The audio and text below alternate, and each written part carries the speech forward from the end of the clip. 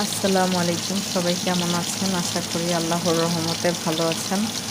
আপনাদের জন্য নিয়ে আসলাম নতুন একটি রেসিপি, কালীবাউস মাছ দিয়ে টমেটো আলু দিয়ে ভুনা।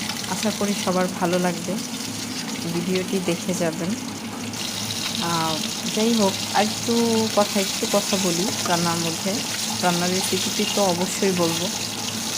আমার মনে হয় যত মাছ আছে পৃথিবীতে সব মাছই ভালো, বাট পাঙ্গাস মাছটা একদমই আমি লাইক করি না। আমার মনে হয় পৃথিবীতে যত বড় শেফই রান্না করুক না কেন, ওইটা আমি খেতে পারবো না।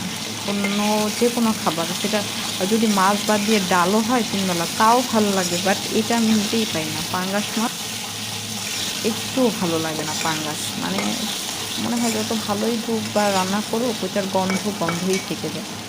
যাই হোক, রান্নাটা একটু বলি।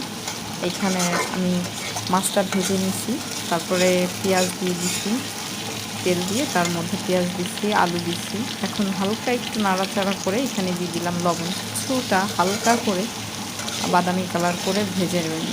খুব বেশি ডিপ করতে যাবেন না, একদমই হালকা ভাজার পরে এখানে মশলা দিয়ে দিবেন। বাটা মশলা আমি দিচ্ছি, আপনারা চাইলে ব্লেন্ড করা মশলাও দিতে পারেন। এখানে দিচ্ছি শুকনো মরিচ, আর দিচ্ছি জিরা, রসুন একসাথে বেটে রেখেছি, এই জন্য লাল দেখা যাচ্ছে 3টা মশলাই। বাটা মশলায় রান্না করলে রান্নার স্বাদটা একটু ভালো লাগে বেশি। অন্যান্য মশলা থেকে দেখবেন ব্লেন্ড করা মশলা এতটা স্বাদ হয় না, ভালো লাগে, তবে আমার মনে হয় বাটা মশলা রান্নাটাই বেশি ভালো লাগে।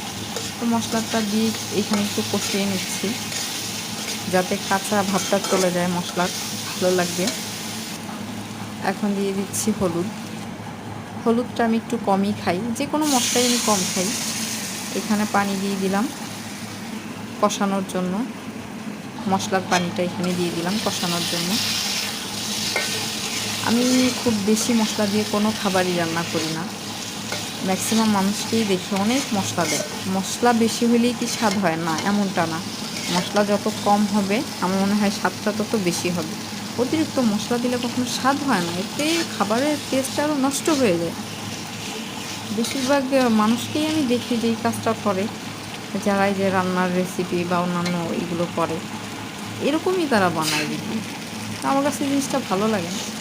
মনে হয় তারা একটু বেশি বেশি পাঙ্গাস মাছ খায়, পাঙ্গাস মাছ তাদের খুব পছন্দ। যেসব মানুষ পাঙ্গাস মাছ খায় তাদের সব কিছু একটু পাঙ্গাসের মতো লাগে। যাই হোক, আমার রেসিপিটি কেমন লাগলো আপনাদের বলবেন। এখানে দিয়ে দিচ্ছি পানি, এখন মাছটা দিয়ে দেবো এখানে।